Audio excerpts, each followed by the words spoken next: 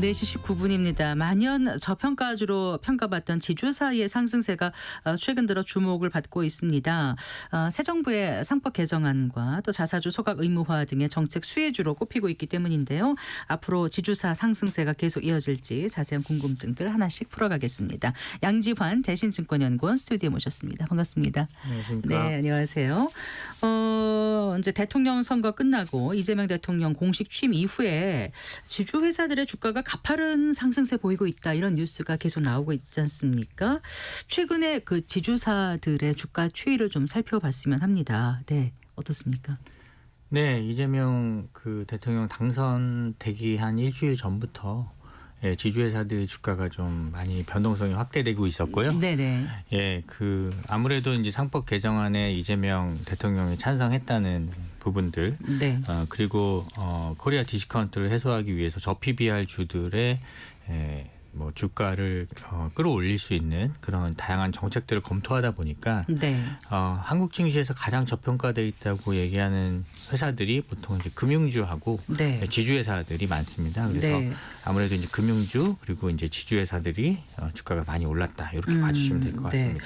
뭐 대부분 분들이 아시고 계시겠지만 혹시 이 지주사라든가 지주회사의 개념을 조금 더 상세하게 설명해 주시면 좀 도움이 될 것 같아서요. 예. 지주회사는 일단 공정거래법상 네. 자산 총액의 한 5천억 이상 되는 자산 총액을 갖고 있는 회사 중에서 네. 자회사의 지분 가치의 합이 자산 총액의 50%를 넘어가게 되면 지주회사로 전환된다, 이렇게 돼 있거든요. 네. 근데 이제 그렇게 말씀드리면 좀 사실 이해하시기가 좀 쉽지 않기 때문에 네. 보통 우리가 생각하는 지주회사라고 한다면 결국 이제 각 그룹사의 네. 최상위 지배회사라고 보시면 될 것 같거든요. 그러니까 오너가 가장 지분을 많이 들고 있고 그 회사를 통해서 다른 자회사들을 지배하고 네. 사업을 지도하고 네. 투자를 검토하고 하는 이제 주요 의사결정에 관여하는 회사라고 네. 보시면 될 것 같고요. 예를 들면 SK그룹의 SK가 있을 수 있겠고요. 네.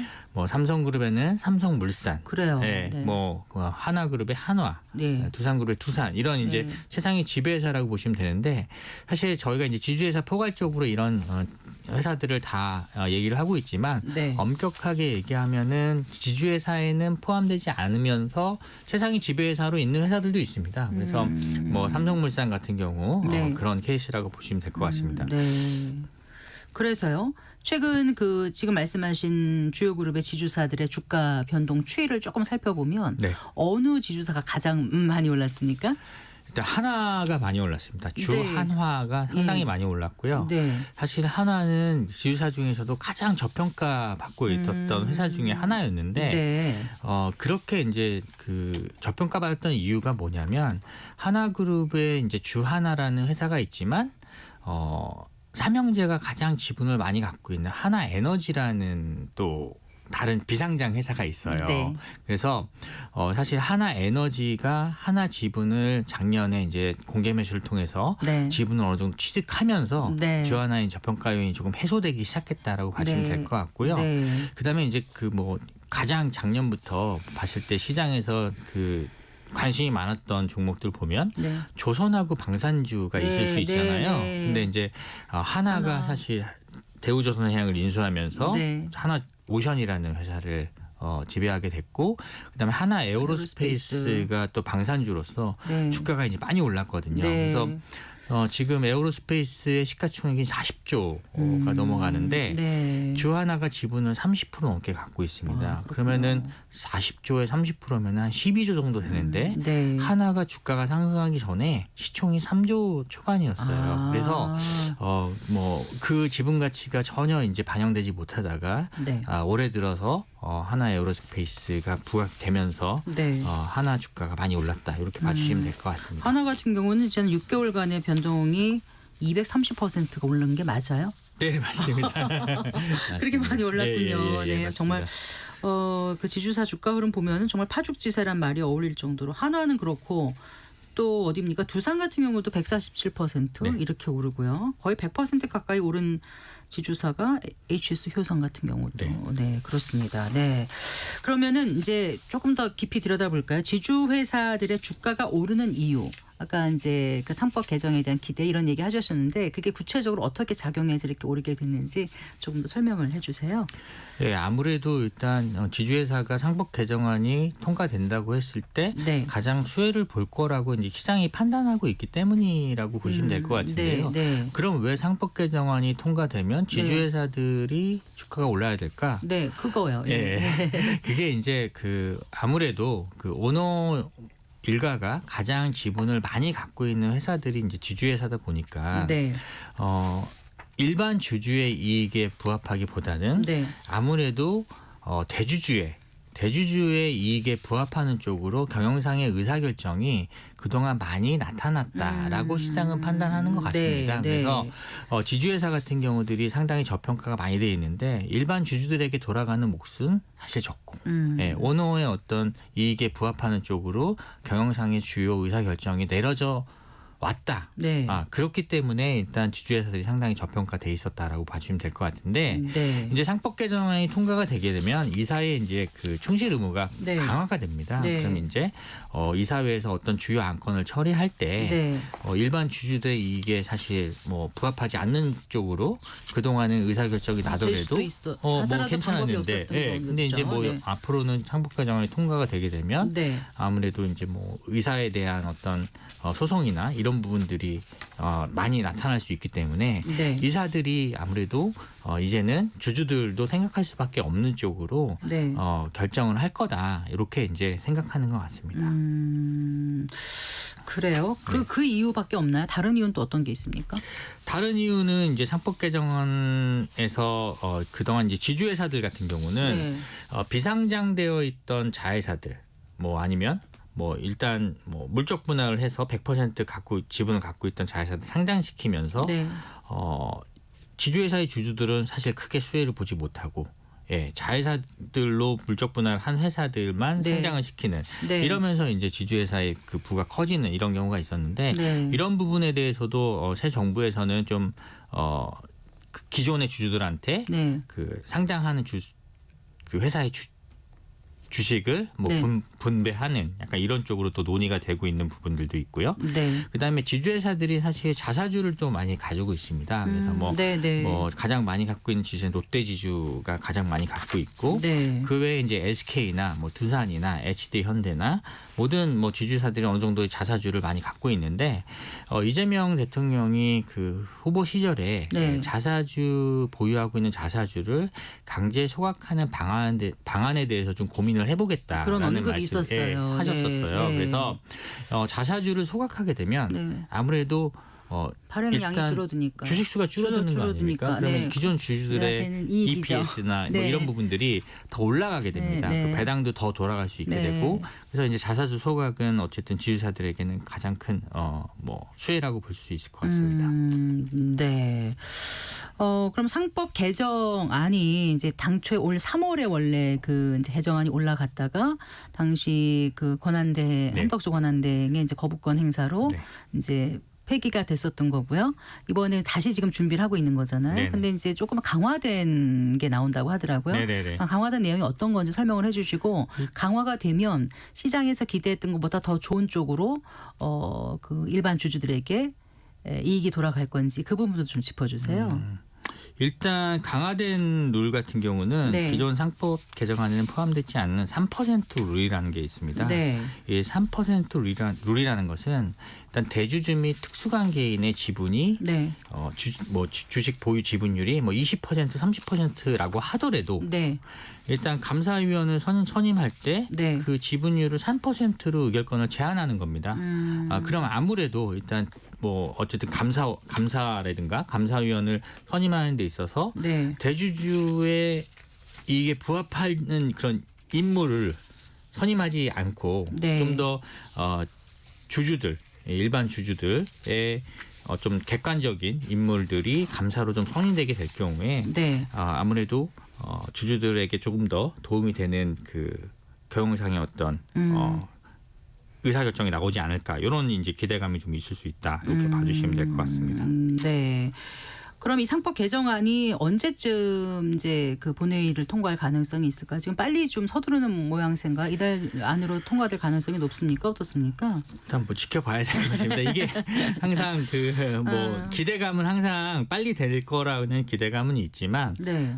사실 또 이재명 대통령이 5대 그룹 총수들하고 또 회동도 가져서 또 이제 이 부분에 대해서도 좀 얘기를 하지 않으실까라는 좀 오늘 있었잖아요. 생각도 근데 있고요. 그런 얘기는 나온 건 따로 없는 것 같은데. 아, 그러세요? 네. 네. 제가 아직 확인을 못 해서 네. 그런지 근데 모르겠습니다. 그런 기대감이 좀 있었습니다. 뉴스상에서는. 네. 근데 아무래도 이제 이 상법 개정안에 또 찬반 논란이 되게 많거든요. 네, 그래서 빨리 되면 빨리 될수록 좋을 걸로 생각하고 있습니다. 아까 그 4사주 소각 의무화 방안 그건 좀 강제한다는 표현을 하셨지 않습니까? 아닌가요?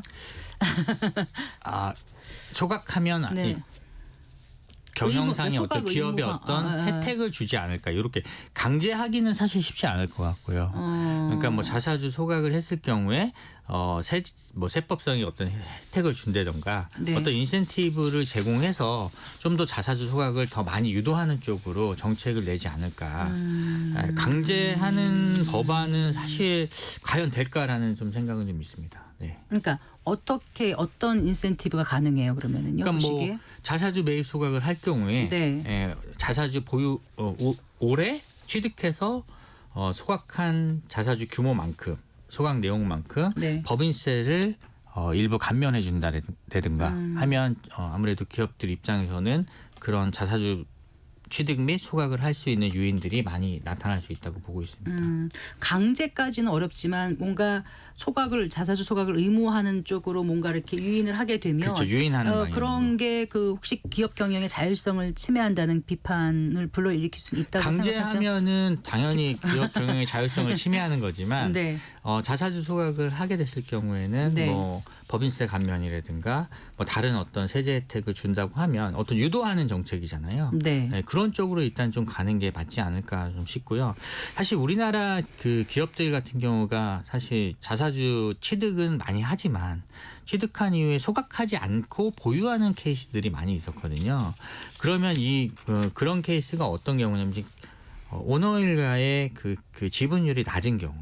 자사주를 많이 취득해서 네. 우호 지분으로 일단 갖고 있는 거죠. 네. 그래서 뭐 어떤 적대적 M&A라든가 네. 어떤 이런 시도가 있을 경우에 자사주를 백기사에게 넘겨서 네. 우호 지분을 확보하는 방안으로 쓰기도 하고요. 네. 아니면은 일단 자사주를 가지고 있다가 다른 회사의 주식과 교환할 때. 교환해서 이제 뭐 좀 사업적인 어떤 그런 부분들을 확장시키는 네. 그런 케이스들도 있었고 아니면 자사주 보유하고 있던 거를 다시 시장에 내놔서 유통시키는 경우도 있습니다. 네. 그렇기 때문에 우리나라에서는 자사주를 뭐 취득한다고 하더라도 주가에 아주 크게 막 그 호재로 네. 작용하지 못했었는데 네. 만약에 소각이 의무화되거나 한다면 그런 네. 부분들이 사실 주주 가치에는 훨씬 더 도움이 되기 때문에 네. 아마 주가에는 긍정적으로 영향을 미칠 수 있다라고 네. 보고 있습니다. 지주사들의 주가가 그동안 너무 오랫동안 저평가됐다 이런 지적이 계속 있지 않았습니까? 네네네. 뭐 그렇게 저평가될 수밖에 없었던 이유도 분명히 존재했었고요 시장에. 근데 실제로 20대 그룹 지주사들의 PBR이 오랫동안 0.5배 에 미달했다는 거 이거 사실 어떻게 보면 그게 이제 이게 뭐 여러 가지 이유가 있을 수 있겠지만 네. 시장에서 그동안 많이 얘기됐던 거는 이게 중복 상장의 어떤 네. 더블 카운팅의 어떤 논란이 좀 있었습니다. 뭐냐면 네. 예를 들어 SK라는 회사가 SK텔레콤도 갖고 있고 SK스퀘어도 갖고 있고 SK이노베이션도 갖고 있고 SKC도 갖고 있습니다. 네. 근데 그런 회사들은 이미 상장이 돼 있어요. 네. 그 상장돼서 이 회사들의 그 실적이라든가 이런 부분들로 인해서 그 회사의 가치가 이미 시장에서 평가를 받고 있는데 네. 그 SK라는 회사의 손익을 보면 네. 그 회사들의 실적이 다 연결로 들어오고 있거든요. 네. 예를 들면 그런 겁니다. 근데 뭐 그렇지 않고 다르게 이제 또 지분법으로 그 손익을 그 계산하는 뭐 LG 같은 기업들도 있고 그래서 시장에서는 분명히 SK가 분명히 네. 자회사들의 지분 가치를 다 합쳐 보면 NAV가 뭐 한 지금 시총보다는 2배 이상 되는데 네. 그래도 이 회사들은 이미 NAV면 Net Asset Value 말씀하시는 예, 거죠? 순자산 예, 가치라고 순자산 보시면 될 것 가치. 같습니다. 네. 그래서 이미 뭐 자회사들은 이미 이렇게 평가를 받고 있고, 근데 연결 실적은 사실 뭐 SK 연결 또 들어오게 되고, 그리고 지분을 당연히 지분 가치는 분명히 존재합니다만 네. 이 지분을 그럼 팔 수가 있느냐? 네. 팔았을 때는 또 법인세, 네. 또 이제 법인세 부담도 또 있게 되고 네. 하기 때문에 저평가되어 왔다 이렇게 봐주시면 될 것 같습니다. 어쨌거나 순자산분의 시총 그게 결국 PBR인 거잖아요. 그렇습니다. 예, 그러니까 장부상 가치보다 0.5면은 장부상 가치도 안 된다라고 보는 그렇죠. 거잖아요. 네네. 그렇게 이제 저평가돼 왔는데 네네.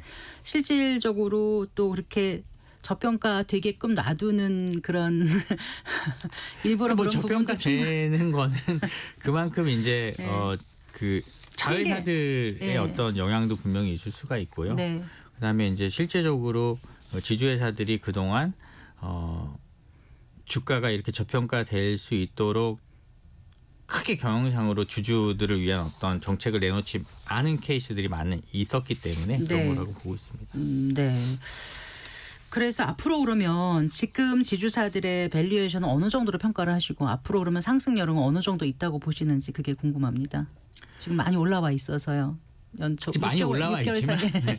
많이 올라와 있지만 사실 이제 워낙 저평가돼 있는 상황이기 때문에 PBR 아까 말씀하셨지만 뭐 지주회사들이 지금 거의 다 이제 0.5배 정도 수준밖에 안 되기 때문에 사실 더 올라갈 수 있는 여력은 충분히 있다고 봅니다. 근데 다만 이 지주회사들이 그러면은 사실 저희가 PBR 1배를 받으려면 네. 아무튼 어쨌든 ROE도 개선이 돼야 되거든요. 네. 그러니까 뭐 리턴이 많이 되는 그러니까 네. 수익을 많이 이제 수익성을 좋게 만드는 어떤 작업들도 같이 있어야 된다고 좀 보고 있고요. 네. 그다음에 수익이 많이 늘어나야 주주들한테 이제 그 배당이라든가 이런 걸 할 수 있는 여력이 커지게 됩니다. 왜냐하면 지주회사는 일단 뭐 사업을 보유하고 있는 사업 지주회사도 있지만 많은 지주회사들은 순수 지주회사라 그래서 자회사의 지분 말고는 네. 다른 사업 활동을 안 사업 하고. 활동을 안 합니다. 네, 네. 그러면 이 지주회사의 수익이라는 거는 자회사로부터의 배당 수익하고 네. 상표권, 네, 네. 상표권에 따른 브랜드 로열티 수익, 그렇죠. 예, 요걸로 이제 국한되거든요. 그러면 어쨌든 지주회사가 뭐 주주들을 조금 더 주주 가치를 제고하기 위해서 배당도 늘리고 자사도 소각하고 하려면 네. 자회사로부터의 배당이 많이 들어오거나 네. 뭐 상표권 수익이 또 늘어나거나 해야 됩니다. 그렇지 않으면 사실 쉽지 않은 문제고요. 그러면 이제 자회사로부터 배당 수익은 언제 또 좋아질 수 있느냐? 예. 그럼 자회사들이 또 배당을 또 늘려야 되겠죠. 네. 근데 뭐 지주회사 배당 많이 하라고 자회사가 돈도 못 버는데 네. 배당만 많이 할 수는 없는 재무 거고, 건전성 훼손될 수도 좀 있지 않습니까? 어렵기 때문에 네. 전체적으로 뭐 자회사들의 실적도 좋은 방향으로 가야 되는 거고, 네. 그리고 자회사들도 배당 상황을 높여서 순이익의 일정 부분은 주주들한테 좀 돌려주는 이런 정책들이, 뭐 이런 뭐 기사 결정들이 네. 동반돼야지 될 것으로 보고 있습니다. 네. PBR로 봐서는 한참 저평가돼 있지만 네. 정말 제대로 이제 재평가를 받으려면은 어떤 것들이 이제 지금 말씀하신 여러 조건들이 지금 갖춰줘야 되거든요.